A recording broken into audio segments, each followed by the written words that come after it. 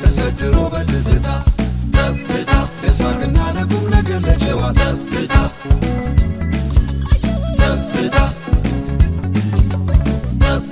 ተሰድሮ በትዝታ ለሳቅና ለቁም ነገር ለጨዋታ እንዲሁ ጀመረች በሰላምታ ጠብታ ቲቪ መጽሔት። እሺ ቢንዬ ደራሲ፣ ተዋናይ፣ አዘጋጅ፣ ሁለገብ ሙያተኛ ጥሪዬን አክብረህ ስለመጣህልኝ ከልብ አመሰግናለሁ። እኔም በጣም ኩራት ተሰምቶኛል። ከአንቺ ጋር ቁጭ ብሎ ማውራት በጣም ነው የሚያስደስተኝ። ይሄን እድል ስለሰጠሽኝ እውነት በጣም ኩራት ተሰምቶኛል። እኔ ነኝ ደስ የሚለኝ ቢንዬ፣ ከልብ አመሰግናለሁ። እንግዲህ ወደ ጨዋታችን እንግባና ቢኒያም ወርቁ የዛሬው ዝነኛ ልበል? ዝነኛ መሆኔን እንኳን ተይው። እስኪ ወደ ኋላ እንሂድና እንግዲህ ወደ ኪነ ጥበቡ ዓለም እንዴት ልትቀላቀል ቻልክ? ከዛስ ጀምረን እስኪ እንጫወት። ምን ይሄ አንዳንድ ጊዜ እውነት የማይመስሉ ነገሮች አሉ አይደል? ሰዎች ብዙ ጊዜ ከልጅነቴ ምናምን ሲባል ስለሚደጋገም እንትን አይመስልም። ግን በቃ እኔ ሙያ የሚባል ነገር ሳውቅ ልጁኜ መሆን የምፈልገው ይሄን ነው። ተዋናይ መሆን ነበር የምፈልገው።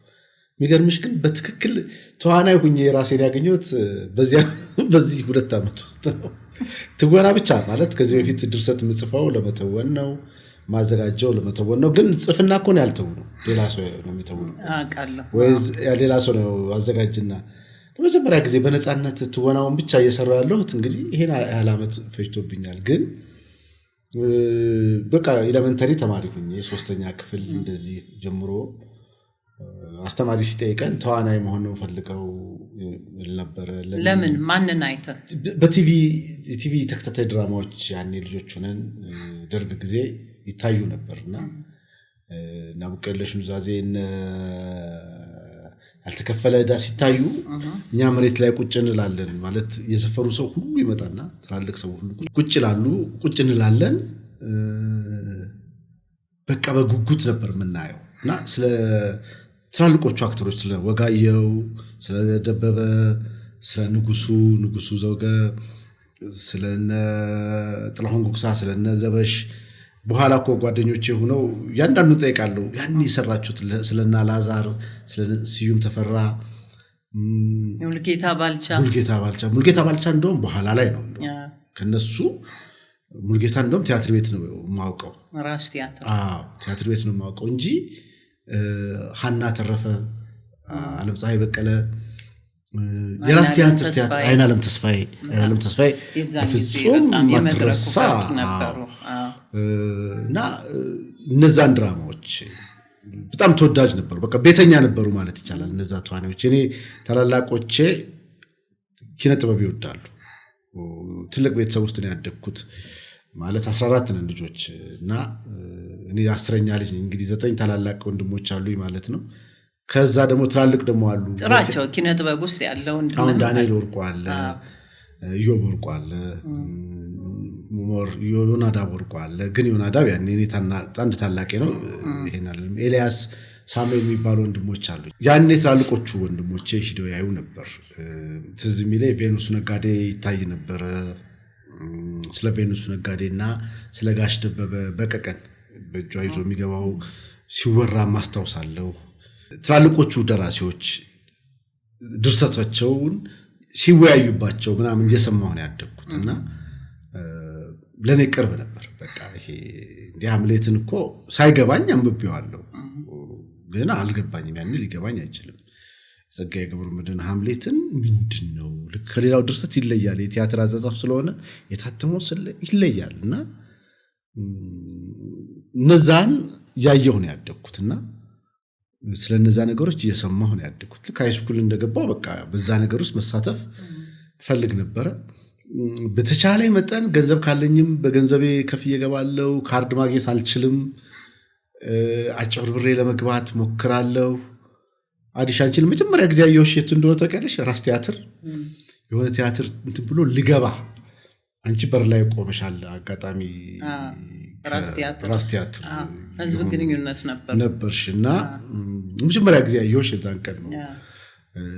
በቃ ሌላው ቲያትር ቤት አሁን እንደው አጋጣሚውን ስናነሳው ማዘጋጃ ቤት ካፌው ምንም እዛው ስለነበረ እንደው ድሉን አግኝተሽ አጭበርብረሽ በዚህ ጋር መግባት ትችላለሽ። ቲያትር ደግመሽም ለማየት ለምሳሌ እንደ ሚተኑ አበቦች የሚባሉ አይነት ቲያትሮች ጋሽ ተሾመ ዝግጅት በጣም ማደንቀው አዘጋጅ ነው። ጋሽ ተሾመ አንደርጋቸው ትልቅ ባለሙያ ነው። የሱን በርካታ ቲያትሮች ይሄንን ቲያትሩን ግን ወደ ስንት ጊዜ ነው 10 ምናምን ጊዜ ነው ያየሁት። 11 12 ጊዜ እንደዚህ ነው ያየሁት ሚተኑ አበቦችን። ልክክ ያለ ዝግጅት በቃ ዝግጅትን የተማርኩት በእነሱ በሰዎቹ ነው። እና በቃ አጭበርብሬ ለመግባት ቀላል ነበር። እንደምንም ጠብቄ የሆነ ሰዓት ጠብቄ በዛኛው ሁለት በመግቢያ ነበር። ሀገር ፍቅር አስቸጋሪ ነው። እዛው ቆይተሽ ያኔ እረፍት ነበር። ከረፍት ማለት ቲያትሩ ይታይና ግማሽ ላይ ሰው ወጥቶ 15 ደቂቃ እረፍት አድርጎ ይገባ ነበር። እሷን ለመጠቀም ሞክር ነበር። ከግማሽ በኋላ ያዩዋቸው ቲያትሮች ነበሩ። ትንሽ ናቸው፣ ብዙ አይደለም። ይሄ ሁሉ የቲያትር ፍቅር ማዘጋጅ ብሔራዊ ቲያትር ግን በጣም በቃ እድለኛ ነበርኩ። መታወቂያዬን በዚህ በራስ ይዛለሁ። በዚህ ጋር ሲጋራ ግዛ ተብያልኩ ብዬ ወጣና መታወቂያዬን ተቀብዬ እደበቃለሁ ጨለማ ውስጥ። በቃ እንደዛ እያልኩ ነበር ማየው። ራስ ቲያትር ግን በፍጹም እድል አልነበረንም ምንም አይነት ለአጨሮሮሽ ለመግባት። ስለዚህ ከፍለን ነበር ብትገቢው። ለምን አንድ ነው በሩ አንድ ነው፣ ጥበቃዎች አሉ። ሁለተኛ ነገር ይገርመኝ ነበር የራስ ቲያትር አርቲስቶችን ለማዋራት ከባድ ነበር። በኋላ በጣም ወዳጆቼ ናቸው የራስ ቲያትር። ግን ያኔ እነሱ ማግኘት አይቻልም ነበር። አዲስ ዓመት ላይ በጣም ወከባ ነው በቃ ምናምን እንደዚህ ነው። ቲያትር አልፎልን አንድ መሰረት አታላይ እዛ ኃላፊ ሆኖ ሄዱ ነበር። ቲያትር አልፎልን መድረኩንም አላገኘንም ያልተጫወትንበት ቲያትር ቤት። ራስ ቲያትር የዛን ጊዜ በጣም የተጨናነቀ ነበር። ከሁሉም ቲያትር ቤት እኮ በቀደምትነት የሚመራው ኦዲየንስ ራስ ቲያትር ነበር። እውነት ነው በዛ ሰዓት ላይ። እና ያው አዘቦት ቀኖች ነበር እኛ መግባት የምንችለው። አዘቦት ቀን ለመግባት እድሉ ሮብ 11 ሰዓት፣ ማክሰኞ ማታ፣ ሐሙስ ማታ እንደዚህ ክፍት ነበሩ። ቅዳሜና እሑድ ነበሩ ቲያትሮች በቲያትር ቤቶች። ሌሎቹ ጋርም እኮ እንደዛ ነው የጀመርነው። ሀገር ፍቅር አሁን ሐሙስ ጀምረን በኋላ ነው የተለመደው እንጂ ያዘቦት ቲያትር ነው። ባዘቦት ቀን ነው ቲያትር እንጂ እሑድንማ ማን ይሰጠናል? ኢቭን አዘቦት ቀን እየሰራን በዓል ካጋጠመ በቃ ለቲያትር ቤቱ ነው ቅድሚያ የሚሰጠው ተብለው ነው ቲያትራችን ይወጣ የነበረው። እና እንደዛ ያልኩ ነበር ራሴን። ሰልፉ ምኑም በጣም አስቸጋሪ ነበር በዚያ ነው። ራሱ ኦዲየንሱ ለቲያትር የነበረው ፍቅር የዛን ጊዜ ከሙዚቃ በላይ ሞር ወደ ቲያትሩ ያደላ ነበር። እንደውም ማስታውሰው ሁሉም ጋር ሰልፍ ረጃጅም ሰልፎች አሉ። የራስ ቲያትር ሰልፍ ወርታች ተጣብቶ ነው የሀገር ፍቅር እንደዚህ ዞሮ ነውና በጣም በሚገርምሽ ግን ሁሉ ጊዜ አንደኛ ነው ተሰላፊነቴ። 4 ሰዓት ምናምን ነው የሚሄደው። አልነገርከኝም እንጂ ቀድሜ ያስገባ ነበር። 4 ሰዓት ምናምን ነው። ለዚህ ነው እኮ በደንብ የማውቅሽ። ተሰልፌ እንትን ስትይ ወደዛ ስትሉ ምናምን አያለሁ በደንብ። እና ባለፈው የኪሮስ ፕሮግራም ላይ ማውርቼው ነበርና አንድ ቀን ኪሮስ መጥቶ ተሰልፏል። ኋላ ሶርስን ራስ ቲያትር ኪሮስ ተሰልፏል። መጣችሁ ምናምን ግባ አላችሁት? አይ በፍጹም አለ። በቃ ከፍዬ ነው የምገባው አለ። እንዴ ኧረ በቃ በስንት ጭቅጭቅ ቲያትሩ ገባ። በቃ ካርድ ለማግኘት ነው፣ ግን እሱ አክብሮት ነው መከፍሎ ነው የሚገባው። እንግዲህ ዛኔ ኃላፊ ነበር ኪሮስ ባህልና እንደዚህ ምናምን የቲያትር ቤቶች ሁሉ ኃላፊ ነው። ግን ይገርመኛል ሁሌ እንደዚህ አይነት የተለያዩ ባህሪዎችን እየተማርን ዲሲፕሊን ስለሰዎቹ እናውቅ ነበር፣ እንጠይቅ ነበር ባህሪያቸውን እያንዳንዳቸውን። እንደው አንዳንድ ጊዜ የሚበሉትን የሚጠጡትን ምን እንደሚበሉ ምን እንደሚጠሉ ሁሉ የምናውቃቸው ሰዎች ነበሩ እያንዳንዱና በዛ ውስጥ እየሰራን ከዛ በኋላ ያው ኮርስ ወሰድኩኝ። ከኮርሱ በኋላ እዛው ሰፈራችን አካባቢ ደግሞ ልጆች የምን ኮርስ ነው የወሰድኩት? ቲያትር ኮርስ ተስፋዬ ሲማ ኮርስ ይሰጥ ነበርና በመንግስት መስጠት የነበረውን አቁሞ በግል እየከፈልን የተማርነው። በጣም ደስተኛ ነበርኩኝ። 6 ወር ነበር ኮርሱ። 1 ዓመት አካባቢ ሄደ መሰለኝ። ተመረቅን። ግን ኮርሱን ከማለታችን በፊት ኦልሬዲ ቲያትር አስገምግመን ቲያትር ቤት ተቀበለውን ነበር። ምን ነበር የመጀመሪያው ቲያትር? የመጀመሪያው ቲያትራችን ማን ለማን ከዛ በፊት ደም የሚል ቲያትር አወጣን። ደም የሚለው ቲያትር የት ነው የወጣው? ቀንዲል የሚል ቤተ ተውኔት ነበር። ጋሻ እያለ ነው እና እዛ ላይ ማን ነበረ? ጋሻ እያለ አየው ቲያትሩን ፈቀደ ቲያትር ቤቱ እንዲታይ። ወደ ግንፍሌ አካባቢ ነው ቆርቆሮ እንትን ነበር የድር እንትን የነበረው ነው ቲያትር ቤት ያደረገው። ቅዳሜ 8 ሰዓት ነበር የምናሳየው። ደም ነው ርዕሱ። ትንሽ ከኤርትራ ተሰደው ስለመጡ አንድ ቤተሰብ ነበረ። የጻፈው አንተነህ ኪዳኔ ነበረ። ያኔ በብዕር ስም ነበር የሚጽፈው ጸጋዬ ቴነሽ ብሎ። ጸጋዬ ገብረመድህን በጣም ይወደዋል። ቴነሽ የእናቱ ስም ነው። ጸጋዬ ቴነሽ ብሎ ነበር የሚያወጣው እና ጓደኞቹ ደግሞ አሉ ግሩም ዘነበ፣ ይርጋሹ ተሾመ፣ አርጋው አሽኔ እንደዚህ አብረው ነበሩ። አብረው ሆነው እነሱ ይጽፉ ነበር። አስታውሽኝ በነጋብ ነበረች እና የብዕር ስሙ የጋራ እንደሆነ ነበር። ግን የሚጽፈው ሚኪ ነበር የዛኔ። ሚኪ ለምን የጋራ ሆነ ታዲያ? ጸሐፊው በጣም ከፍተኛ ፍቅር ነበራቸው። አንዳንድ ጊዜ ፍቅር ሲበዛ ያለሽን ሁሉ ነገር ወቀትሽን ምናምን ለራስሽ ለሁሉም ለጋራ ታደርጊያለሽና ይሄ ኮሚኒስታዊ አስተሳሰቡም ደግሞ እኮ ኮሚኒስት ያልሆኑት ሰዎች ኮሚኒዝምን እኛ ላይ ጫኑትና ከዛ ኮሚኒዝምን እኛ ስንቀበለው እነሱ ትተውት ሌላ ነገር ሆነዋል። የኛ ትውልድ እኮ በጣም የሚያሳዝን ትውልድ ነው። ለምን መሰለሽ የምለው ኮሚኒዝም ስትል እስኪ ታንተነልኝ።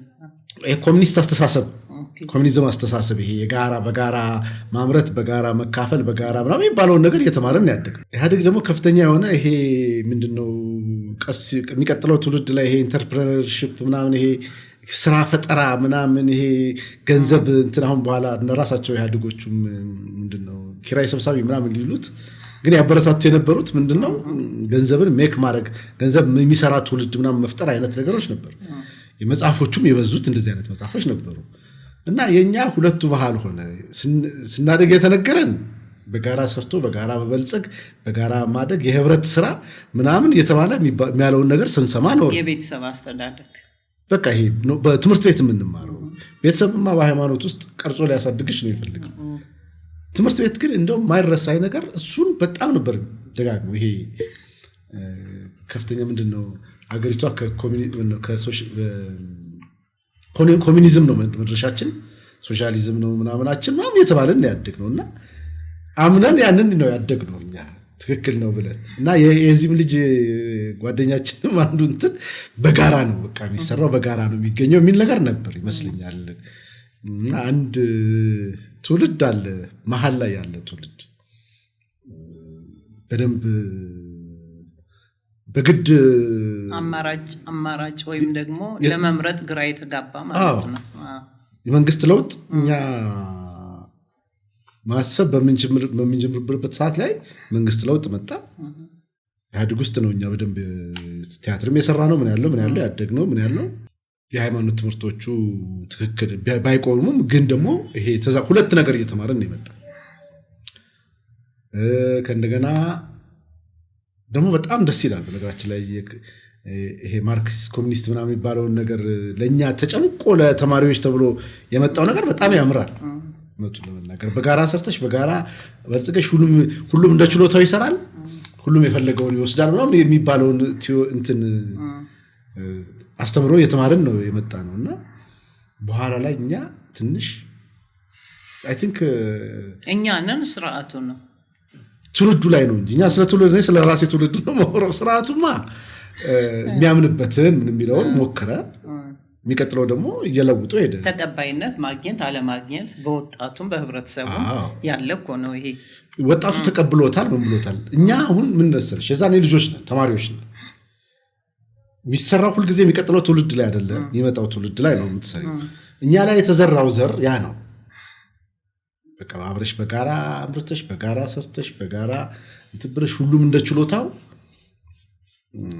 ሁሉም ይፈልገውን ይወስዳል አይነት ትምህርቶች እና አስተዋሳለሁ አስተማሪዎቻችን በቃ ያንን ሲያስተምሩን። በኋላ ግን ያው ሰው ከእንትን የመጣው ብለው ሰውዬው ቅዳሜ ቤተክርስቲያን ነው የምታየው፣ እሑድ ሰው ከዝንጀሮ ነው የመጣው ምናምን ዝግመተ ለውጥ ነው እንደዚህ ያመጣው እንደዚህ ምናምን ብሎ የሚያስተምርሽን ሰው ግን እሱ ሰውየው ግን ሃይማኖተኛ ነው በኋላ ላይ ሆኖ የምታገኘው።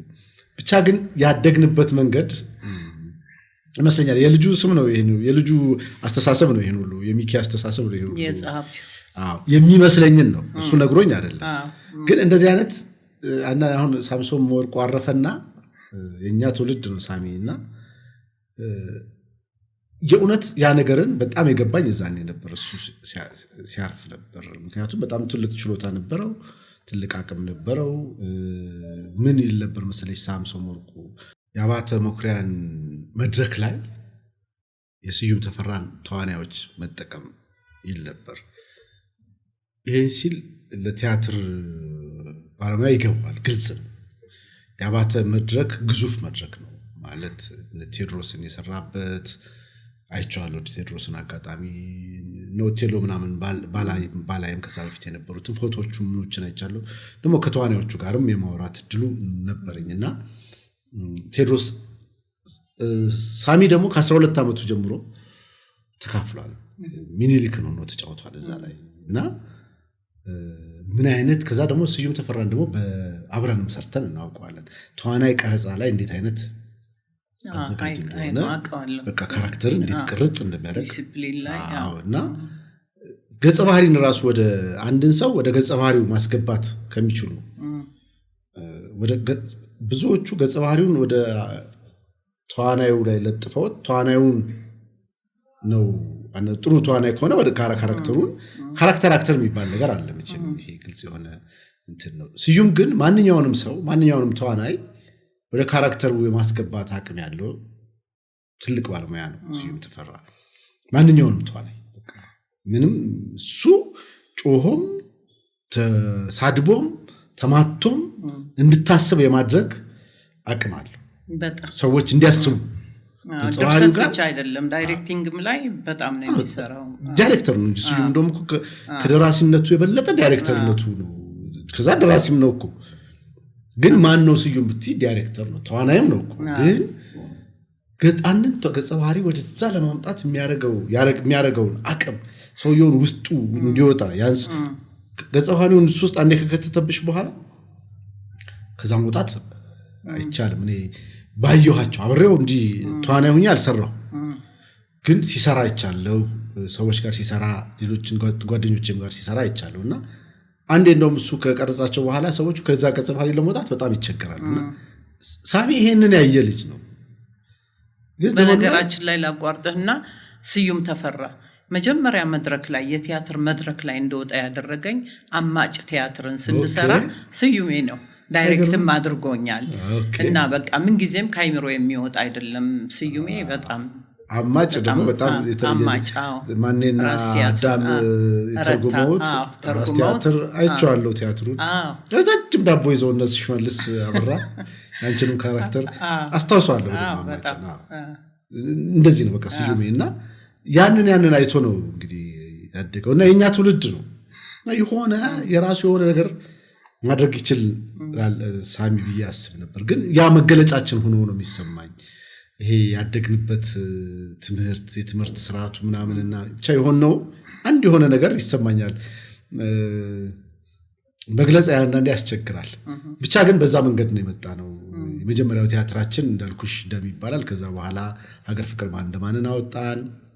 እንደዚህ ያለን ሌሎች ቲያትሮችንም ማውጣት ጀመርን። ሜዳሊያን፣ የአልማዝ ቀለበትን እንደዚህ ያለን ያው እስካሁን እየሰራን ነው። የግሩፖችንም የመፍጠር ክሬት ማድረግ ለምሳሌ ቄራ አካባቢ ያሉ ወጣቶችን ወይም ደግሞ አንተም የቄራ ልጅ ነህ እንደው አመሰራረታችሁ ወደ የኪነ ጥበብ ዓለሙን ወይም ደግሞ ወደ አርት ለመምጣት ያደረካቸው ብዙ ጥረቶች አሉ። የወንድምህም ሜዳኔ አስተዋጽኦ ያለበት ይመስለኛል። ይችን ተንተን አድርገህ እስኪ አስረዳኝ። ቤተሰብ በጣም ወሳኝ ነው አንዳንድ ጊዜ እንደዚህ ለኪነ ጥበብ ነገር ላይ። ያው ባለፈው ሳምንት የልጄ ጓደኛ ድንገት ምን ትለኛለች፣ አርቲስት መሆን ፈልግ ነበር ቤተሰቦቼ ግን አልፈቀዱልኝም ማለት ደነገጥኩኝ።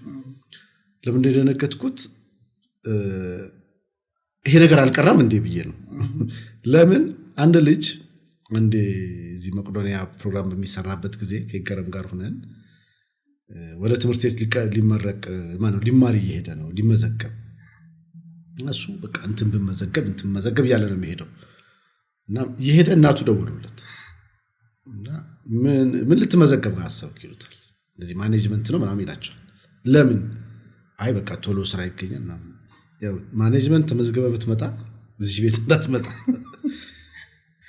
ከልጅነት ጀምሮ መሆን የምትፈልገው አርቲስት ነው ተዋናይ ነው እንደዚህ ነው የምትፈልገው እንድትሆን ነው የምፈልገው አሉት ልጁን ማለት ነው ቲያትር ማን ነው እንዲባይ እናቱ ናቸው ደውለው እኮ ነው ኦኬ ዘመኑ ተለወጠ መስሎ የነበር ምልሽ እሱ እኔ አጋጣሚ ሆኖ እድለኛ ነኝ ማለት ጫና አልተደረገብኝ እናቴም አባቴም እንትን ተማር እንደዚህ ተብሎ ይያል ጫና አልተደረገብኝም ከኔ በላይ ያሉት ብዙ ጫና ወስደዋል ጫናውን ተሸክሞ እኔ ጋር ሲደርስ ተትቷል በቃ እንደዚህ አይነት ደክሟቸው ነው ተውታል ስለዚህ የፈለክሽውን መማር ደሞ ምንድነው አሁን ሳስበው ወንዶች ይበዛሉ እኛ ልጆቹ ነን ደርግ ጊዜ ነው በህይወት ብቻ መኖርሽ በራሱ አስፈላጊ ነው አንዳንድ ጊዜ አንቺ ተምረሽ ምናምን አይደለም ሳስበው በህይወት መኖርሽ ብቻ አስፈላጊ ነው አንዳንድ ጊዜ ሰዎች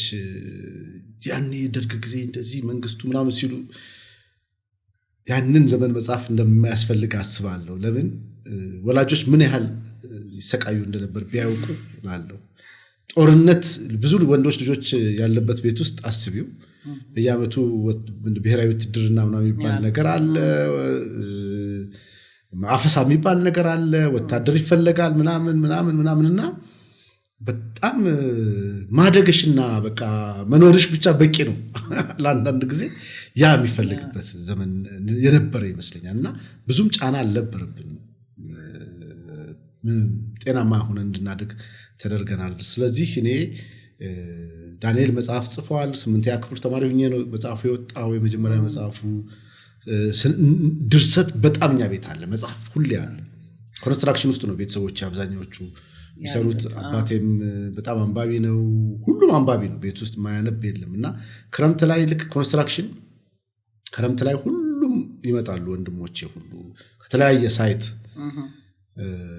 እና ያኔ ጥሩ ልምድ ነበር መጽሐፍ እንዴት ነበር የሚሸጠው አንዱ መንገድ በየድርጅቱ መጽሐፍ ይበተናል ለምሳሌ ኮንስትራክሽን ለምሳሌ አውራ ጎዳና ነበር አባቴ የሚሰራው ለምሳሌ አውራ ጎዳና ውስጥ መጽሐፍ ይበተናል አውራ ጎዳና ስንት ሳይት እንዳለው አስቡ አገሪቷ ውስጥ በጣም በርካታ ሳይት አለውና ሁሉም ጋር ይሄዳልና መጽሐፍ ትገዣለሽ ሰው ይወስድና ኮር ደሞዙ ነው የሚቆረጠው ከ3 ወር በ4 ወር ሊቆረጥ ይችላል ለሰዎቹ ግን አንዴ ገንዘባቸው ይሰጣል ሶ ደራሲን ያበረታታ ነበር ስርዓቱ ማንበብም ጥሩ ነበር በዛ ዘመን ሰው ወስዶ በአንድ አመት ሊከፍል ይችላል ያኔ እንግዲህ አስቢው እኮ 2 ብር ምናምን እየተቀባበልንም የማንበብ ባህሉ አለ 2 ብር ምናምንም ነበር ቫልዩ አለው አይዛን ጊዜ ብሩም ዋጋ አለው ከምናምን ከ3 ወር ከ4 ወር ደሞዛቸው ነው የሚቆረጠው ከነገና ያንን እየተቀባበሉ እንዳልሽ ያነባሉ አብዛኛዎቹ እንደዛ ነው ያነበቡትና ሲመጡ 4-5 መጽሐፍ አንድ አይነት መጽሐፍ 3 መጽሐፍ 4 መጽሐፍ ይኖራል ቤት ውስጥ ሁሉም ይገዛሉ ያነባሉና ሱስ ነው አሁን እኔ መጽሐፍ መንገድ ላይ እንደው መጽሐፍ ያለበት ቦታ ላይ ባሌድ መርጣለሁ በጣም ከፍተኛ ሱሰኛ ነኝ በቃ መጽሐፍ የመግዛትና መታደል ነው ሱስ እና በጣም በሚነበብበት ቤት ውስጥ ነው ያደግኩትና ያነበብኩ ነው ያደግኩት መወያየት አለ እንዳልኩሽ ከእንቅልፍሽ ስትነቂ በጣም ከባድ ነው ለምሳሌ አንድ ቺኮቭን አንድ ሾርት ስቶሪ ላይ ያወሩ ነው እንቱን እንደዚህ እየተባባሉና ያስደነግጥሻል በኋላ ላይ ሲገባሽ ደርሰሽ አውቀሽው ምናምን ያን ነገር እድሜሽ ደርሶና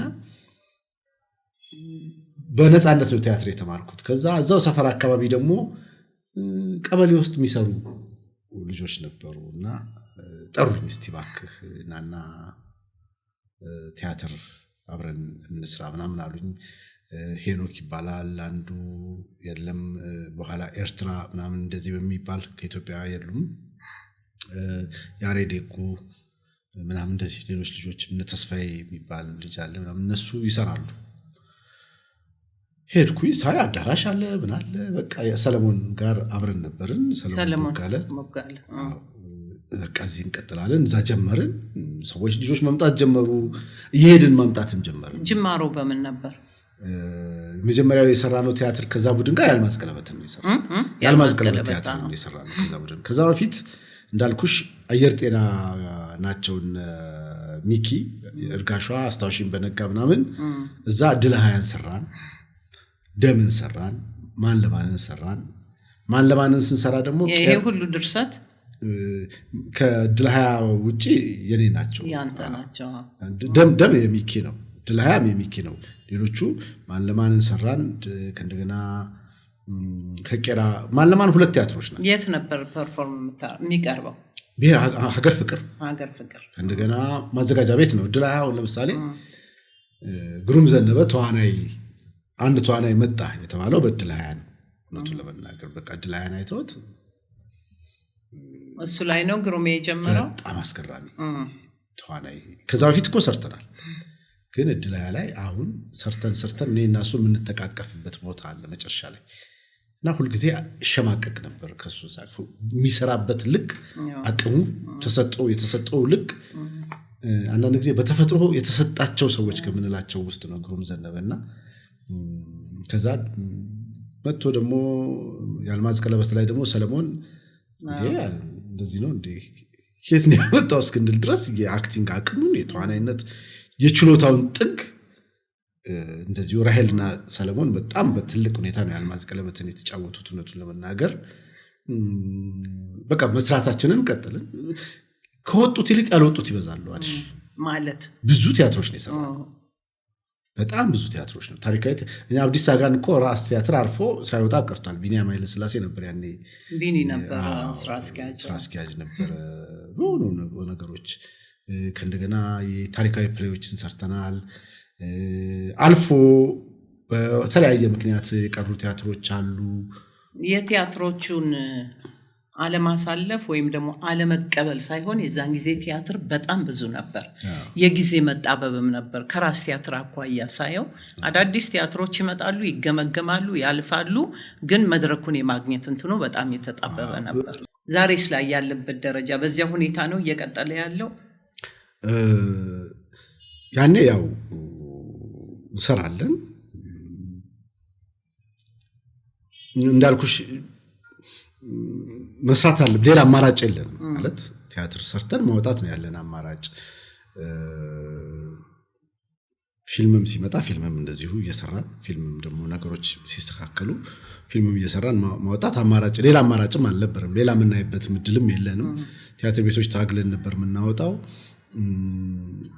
ዛሬ ላይ አለ እንደ ቡድን እንደ ወዳጅነት እንደ ቤተሰብ ነን አሁን ከንቱን አልፎ ምንድነው ይሄ አንድ አካባቢም ነን ወላጆቻችንም ይተዋወቃሉ ቤተሰቦቻችን ይተዋወቃሉ በደንብ ይግባባሉ አብዛኛዎቻችን እንደንተን ግን በተለያየ አሁን አንዳንድ ጊዜ የተለያየ ጉዳይ ውስጥ ይገባሉ ሰዎች የተለያየ ኃላፊነት ውስጥ ይገባሉ ጉዞ አላቸው ውጭ ሀገር ይሄዳሉ ምን ይላሉ ምናምን አንዳንዶቹ በጣም ታዋቂ ሆኑ እና በጣም ታዋቂ ሲሆኑ በጣም ብዙ ኃላፊነት እነማን ናቸው ታዋቂዎች እንደ ታዋቂ ናቸው ብዙዎቹ ለምሳሌ አሁን ሰለሞንን ብናነሳው የበጎ አድራጎት እንደዚህ አይነት ነገሮች ጊዜውንም እኔ እውነቱን ለመናገር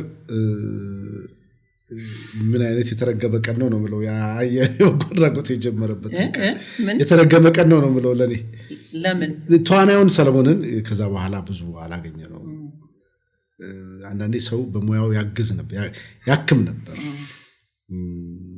ያኛው ብዙ ጊዜውን ወሰደበት አንዳንድ ጊዜ ሲታመም አየዋለሁ አብረን ይሄድን በመኪና ስንት ሰው እንደሚያስቆመው እኔ እኮ ቤት እንኳኳልና እኔ ቤት እንኳኳና አቤት በየሶጣ እባክህ ሰለሞንን ፈልገን ለምን እንደዚህ ኢቭን ትናንሽ ፕሮብሌሞችን ሁሉ እንዲፈታላቸው ሰዎች ይፈልጋሉ በጣም ከባድ ነው በጣም ጫና ውስጥ ነው የሚሆነው እኔ ያሳዝነኛል በጣም አልኩሽ ከሱ አልፎ እኔ ቤት ተንኳክቶ ምንድነው ሶጣ ከዲ ለሰለሞን እንደዚህ እንድትነግርልን ፈልገን ነበር ምን እንደዚህ አንዳንድ ጊዜ እሱ በፍጹም ሊያደርገው የማይችለው ማድረግ ማለት ሊጠየቅ የማይገባው ነገር ሁሉ ሰዎች እንዲያደርግ ይፈልጉታል።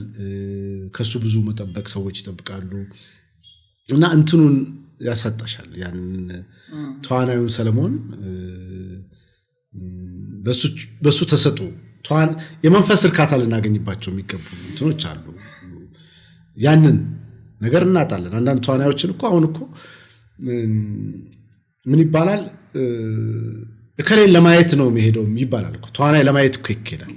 እከሌ የሚባለውን ተዋናይ ለማየት ድርሰቱን ዝግጅቱን ትተሽ እከሌን ያዘጋጀ አለ ጥሩ ቲያትር ነው ምናምን ቀርቶ እከሌን ለማየት ትሄጃለሽ። ስናያቸው መንገድ ላይ የምንደሰትባቸው ተዋናዮች እኮ አሉ፣ በርካታ ናቸው። በቃ በችሎታቸው ተደስተን በአቅማቸው ተደስተን በቃ ስናገኛቸው ደስታ ይሰማናል ስቴጅ ላይ ሳይወጡ እና የተሰጣቸው ነበር ያ እና እንደዚህ አይነት ነገሮች አንዳንዴ በቃ በተለያየ መንገድ እሱ ላይ ብቻ ሊገረም ላይም አሁን እንደዚህ አይነት በጣም ቢዚ ነው። ስደውልለት ይገየት ነው ስለው አሁን 40 ምንጭ ነኝ ከነጎዲያ ያመጣሉ። ከዛ በቃ ከነጎዲያ መጥቷል ምናምን ቲያትሩን እዚህ ሰርቶ ሰኞ እንገናኝ ብዬ ሰኞ ስደውል አሁን ሐዋሳ ነኝ ከ3 ቀን በኋላ በጎ አድራጎት የምናምን ጥሩ ነው እኮ በጎ አድራጎት መስራት መቼም ጥሩ ነው። እርካታ ነው። ከዚህ ላይ ምንም ነገር የለም። እንደው የሙሉ ሰዓት ስራቸው እንዲሆን አረግባቸው። አይ ቲንክ የአገሪቷ ኢኮኖሚም ሊሆን ይችላል ይሄን ያደረገው የኛ አሰራር ጉዳይ። ሌላ ሀገር እኮ ይሰራሉ እንደዚህ አርቲስቶችም ስፖርተኞችም ምኖችም ይሄን ነገር ያደርጉታል። ግን በአመት ውስጥ 1 ወር ነው ያን ስራ የሚሰሩት። ሌላውን ሌላ ሰው ነው የሚሰራላቸው። እነሱ ዋናውን ስራቸውን ይሰራሉ።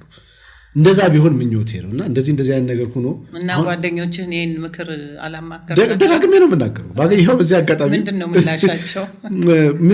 ምን መሰለሽ አሁን ምለው እንደው ረድተዋቸው በተለይ ሰለሞንን በተለይ ህብረት ለበጎን በተቻለ መጠን ህዝቡ አግዞት ያ ሆስፒታል ተገንብቶ ትልቅ ሆስፒታል ነው የሚያስቡት። በጣም ከባድ ሆስፒታል ነው።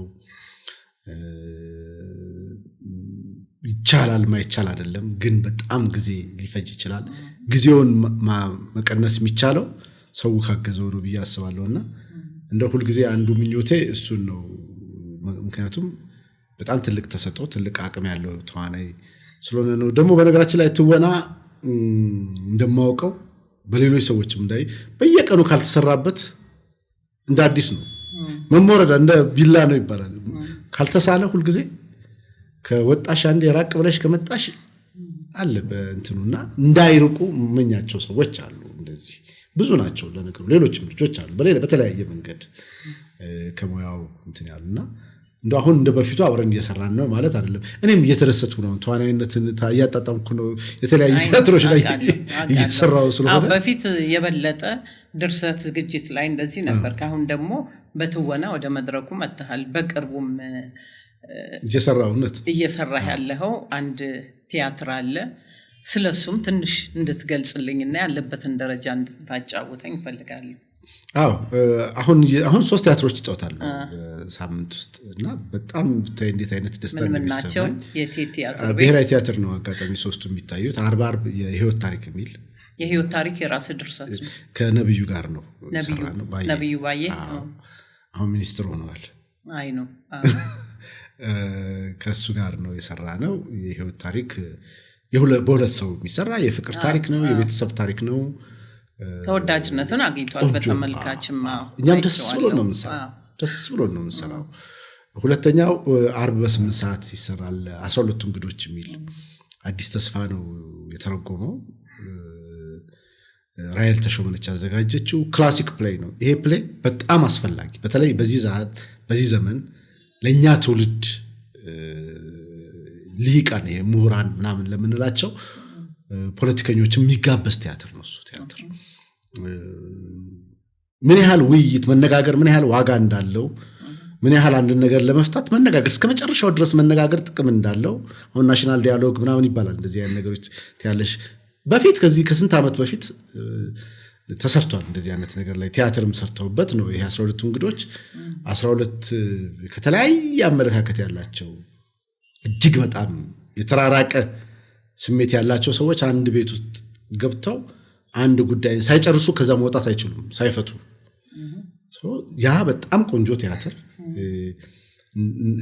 ያኔ አንድ በቁጥርና ቁጥር ካራክተሮቹ 1 ቁጥር 2 ቁጥር 3 ቁጥር እየተባለና 6 ቁጥር ነው የሚጫወተው ካራክተር በእግር ኳስ አከፋፋይ ነው 6 ቁጥር ካራክተሩ እና በጣም ደስ ብሎ የሚጫወተው ነው። ሌላው ማታ እንዲሁ ቅዳሜ ማታ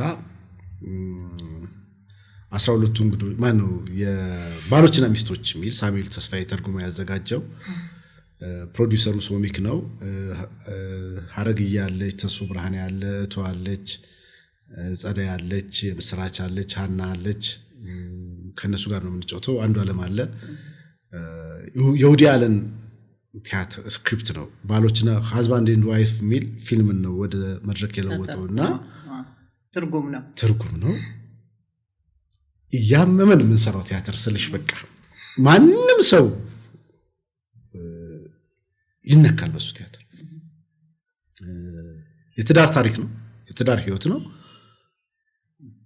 እንዴት ልበልሽ አንዳንድ ጊዜ ከውጭ ሆነን እዛ ስቴጅ ላይ ሲያወሩ አንዳንዱ ዲያሎግ ስለመለያየታውን አንድ ትዕይንት እቱና ሀረግ ናቸው የሚጫወቱትና ስለመለያየት ነው የምታወራው። አንዷ ተፋታ፣ አንዷ ደግሞ አልተፋታ ምን ትላ ሲያወሩ ነው። ሁልጊዜ የሚገርሙኝ ነገሮች ስለሆኑ ነው። እኔ የምልሽ ያቺ ተፋታለች፣ ላጤነት ምን ይመስላል ትላታለች። አይ ላጤነት እንደምታስቢው አይደለም፣ ግን እንዲህ ልመልስልህ ላጤነት እስቲ አዲሽ ምን ይመስላል? እዛ ላይ በጣም ቆንጆ እንትን አለው። ላጤነት፣ ብቸኝነት፣ ነፃነት በቃ እነዚህን ነገሮች ትላታለች። እንደዚሁ አይነት ነገሮች ግን እንደምታስቢውም ላይሆን ይችላል አይነት ነገር አለው እና አንቺ ደግመሽ ብትፈልጊ አሁን ባሏን ዳዊትን ታገቢው ነበር ትላታለች። ረባስማ ምናምን ነው የምትላች። እንዴት ሆኖ እኔ ብቻኝነት ቢንዬ ቲያትሩን ነው ጠቅላላ ዲያሎጉን ነገርሽ ያለው አሪፍ ስለሆነች እንዴት ትላታለችና የብቸኝነትን የመለያየትን ህመም ፈርተሽ ነው እንጂ ላጤነት ፈልግ እንትን ነው አይደለም። የመለያየትን ህመም አሁን ያቺ ዲያሎግ ብቻ ራሷን የቻለች ፊልም ናት ለብቻዋ ራሷን። የመለያየትን ህመም ፈርተሽ ነው እንጂ እዚህ ውስጥ መኖር አትፈልጊም አይነት ነገር ነው። አንዳንዴ ሰዎች ስቃይ ውስጥ ይኖራሉ።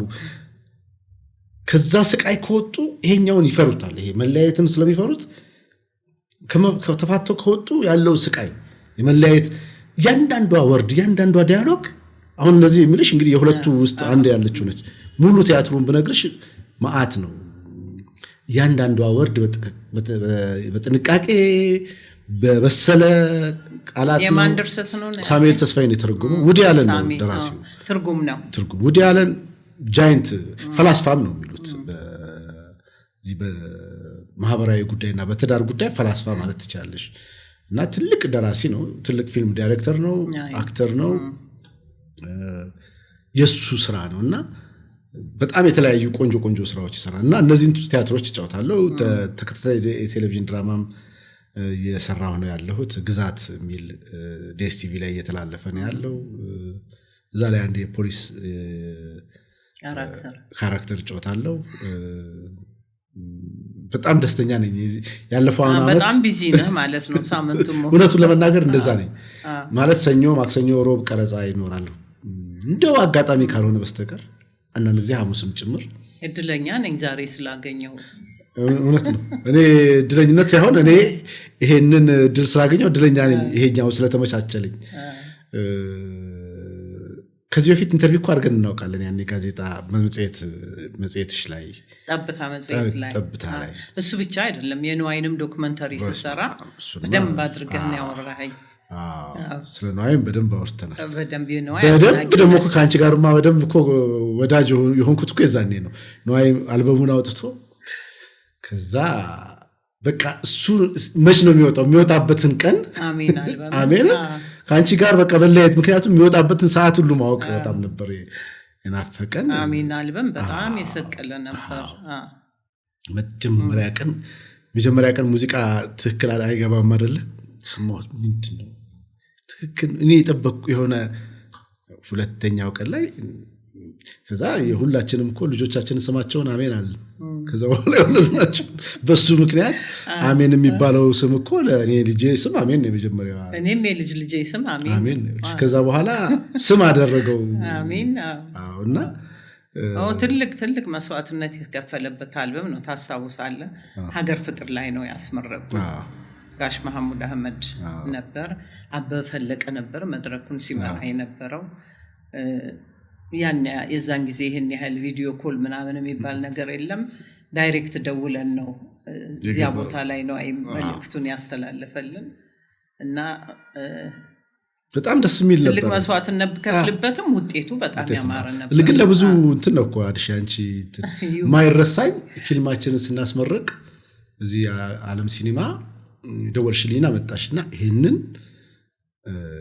ሙዚቃ አስተዋውቁታልሽ የሄኖክ አበበ ያኔ መጀመሪያ ማውጣቱ ነበርና አስተዋወቀን በወሩ ሄኖክ ሰቀለ ሌላ ሰው ሆነ ከዛ ፊት የነበረው ሄኖክና በወሩ ያለው ሄኖክ የማይገናኝ ሆነና የብዙዎቹ እኮ በእንደዛ አይነት መንገድ በጣም ብዙ ተረድተዋል እግዚአብሔር ይመስገን ሳቂልኝም የፀሐይም እንደዚሁ በደንብ ፕሮሞት ተደርጓል ብዙዎቹ ብዙ ቴዲ አፍሮን ማረሳው ነውና ያ በዛን ጊዜ ነው በነገራችን ላይ በደንብ ብዙ በጃዲ አርት ፕሮሞሽን ያው የኪነ ጥበብ ስራዎችን ፕሮሞት ማድረግ ነበር ኮፒራይት ላይም ተገናኝተናል እውነት ነው እንደገና መጽሔቱ ደግሞ በጣም የምንወደው መጽሔት ነበር ያው ራስ ሆቴል በነበረው ቢሮ ራስ ሆቴል አይደለም ገነት ሆቴል ገነት ሆቴል እዚያ ግቢ ውስጥ ነበር እዛ ላይ ብዙ ጊዜ ብዙ ነገሮችን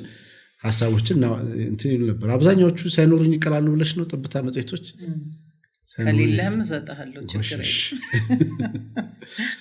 ይሄው አሁን ደግሞ በጠብታ ቶክሾ መተናል ይሄ ደስ ይላል እሺ ቢንዬ አንተ ወደዚህ ወደ ኪነ ጥበቡ ዓለም ለመምጣት ብዙ ትግል እንዳደረክ አውቃለሁ ውጤታማ ነህ በተለይ ከምንም በላይ ወደ ቲያትሩ ታደላለህ ቲያትር አንድ ወቅት ላይ በጣም የሰቀለበት ዘመን ነበር እነ መላኩ አሻግሬ ደበበ እሸቱ እነ ተክሌ ደስታ እንደዚህ በጣም የሰቀለበት ጊዜ ነበር ከዚያ በጣም ወርዶ የሚያስጨንቅበት ደረጃ ላይ ነበር ያለ ነው አሁን ደግሞ ትንሽ እያንሰራራ መጥቷል በሱ ዙሪያ ላይ እንዲወርድ ያደረገው ምንድነው አሁን ደግሞ ከፍታው ከየት እየመጣልን ነው አሁን በጥሩ ሁኔታ የሄደ ይመስለኛል ምንድነው የነበረው በፊት አንዳንድ ትላልቅ ውለታ ያሉ ሰዎች አሉ ለቲያትርን እየዞሩ ያሳዩ የነበሩ አዲስ ተመልካች እንዲኖር ትልቅ ጥረት አድርገዋል ትልቅ መስዋዕትነት አድርገዋል እነዛ ሰዎች ከእንደገና እኔ ለመጀመሪያ ጊዜ ትልቅ ቲያትር ያየሁት እኮ ንፋስ ስልክ ተማሪ ሁኜ አስቢው ሐሙስ ቲያትርን ንፋስ ስልክ ነው ያየሁት ሐሙስ የስዩም ተፈራ አሁን ደግሞ ስዩሜ ጋር እኔ ምንድነው ከፍለን መግባት ስለማንችል 2 ብር ነው እኮ ይገርመኛል ቲኬት ሻጭ ነኝ እኔ የክፍሉ ከሰዓትም ጠዋትም ቲኬት ብዙ ስለምትሸጪ ቲኬት ትሸጫለሽ ገንዘቡን ታስረክቢያለሽ እንድትገባ ይፈቀድልሽ ጉዳት ደግሞ አለ ገንዘቡን ስታስረክቢ ቲያትሩ ሊጀምር ይችላል የሆነ ፓርት ላይ ያመልጥሽ ይችላል በጣም እንትን የነበረ ነገር ነው ትዝ ይለኛል ከስዩሜ ጋር ለመጀመሪያ ጊዜ ሳውቀው ስዩምን ቲኬቱን እንትን ያለውን ሰጥቼው ቲኬቱን በኮፍያ ተደረገና ተቃጠለ ቁጭ ማለት ነበረብኝ ቲያትሩ የሆነ ነገር ያመልጠኛል የሚቃጠለው ሌላ ሰው እንዳይገባበት ነው ሊሆን ይችላል ለምን አላውቅም እንትኑ አባትየው የሚለውን ቲያትር ቄራ ድርጅት መጥቶ ነው ያየሁት እና ቲያትር ተመልካቹን ለማምጣት እዛ ድረስ ኬር ነበረ